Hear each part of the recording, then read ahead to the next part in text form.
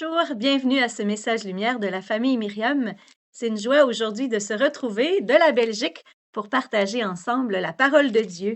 Elle est tirée de l'Évangile de Saint Marc.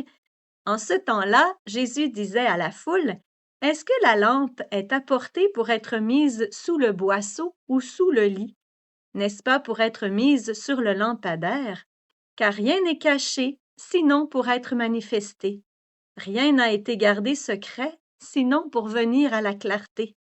Si quelqu'un a des oreilles pour entendre, qu'il entende.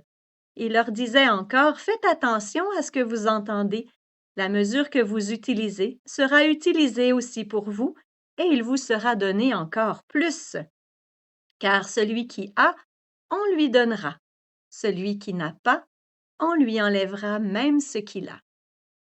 Je ne sais pas ta première réaction en entendant cette parole, mais souvent on se dit tout ce que j'ai fait de mal sera dévoilé au grand jour.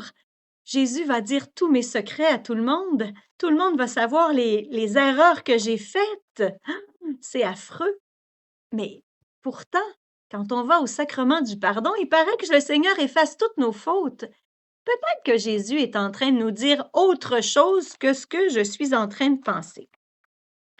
La première chose que Jésus nous dit, c'est il nous parle de la lampe, donc de la lumière.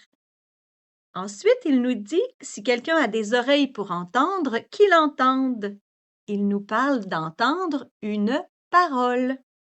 Et ensuite, il dit à celui qui a, on donnera, à celui qui n'a pas, on enlèvera même ce qu'il a. Donc, il parle d'un avoir. Et quel est cet avoir? Eh bien, c'est en regardant Jésus qu'on peut le découvrir. Il est la lumière. Il est la parole. Et qu'est-ce qu'il a? Une vie filiale. Donc, cette parole nous parle de Jésus. Elle ne nous parle pas de nos vieux péchés ensevelis. Elle parle du Christ qui est la lumière du monde, la parole de Dieu et le Fils bien-aimé du Père. Voilà ce que le Seigneur vient nous dire. Et c'est une parabole qui est insérée dans un grand enseignement en parabole qui nous parle du royaume de Dieu. Le royaume, c'est le Christ. Donc, Jésus nous parle de lui.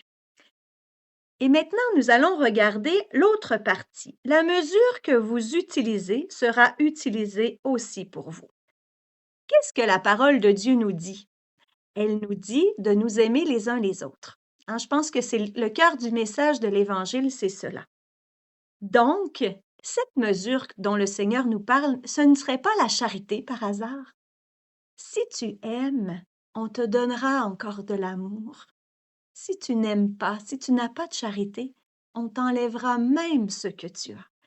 Alors, ce que le Seigneur est en train de nous dire, c'est de nous aimer les uns les autres, de distribuer l'amour agapé, en pensée, en parole, par action et sans omission.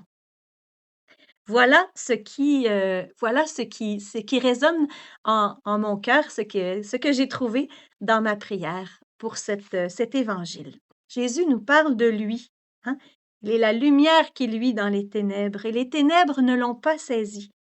Il est la parole qui se fait entendre dans le désert, le Verbe fait chair qui demeure parmi nous, et il est le Fils bien-aimé du Père. Il est venu accomplir et non pas abolir la loi.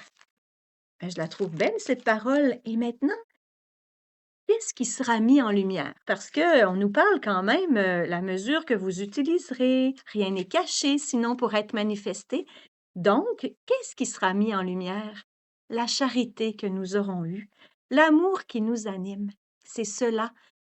Jésus nous disait, faites tout en secret. Tout ce qu'on aura fait par amour en secret, c'est cela qui sera notre couronne de gloire au ciel. Alors, ça m'invite aujourd'hui à accueillir cet amour, à le manifester, mais pour cela, il faut prier. Je t'ai dit dans les semaines précédentes, Jésus allait prier. Pour recevoir cet amour, je dois aller à la source, je dois remplir mon réservoir et c'est par la prière que je le remplis. Plus je vais prier, plus je vais être capable d'aimer. Je pense que l'un découle de l'autre. Ça m'invite donc à recommencer aujourd'hui mon histoire d'amour avec le Seigneur, avec mes frères et sœurs. On recommence à neuf tous les jours. c'est toujours une belle page vierge et sur laquelle on écrit nos actes d'amour, nos actes de charité, parce que c'est cela que le Seigneur attend de nous. Et si on a de la difficulté à aimer, commençons par prier pour les personnes avec qui nous avons le plus de difficultés. Le Seigneur nous rendra le centuple. Je te souhaite une belle journée. Au revoir et à demain.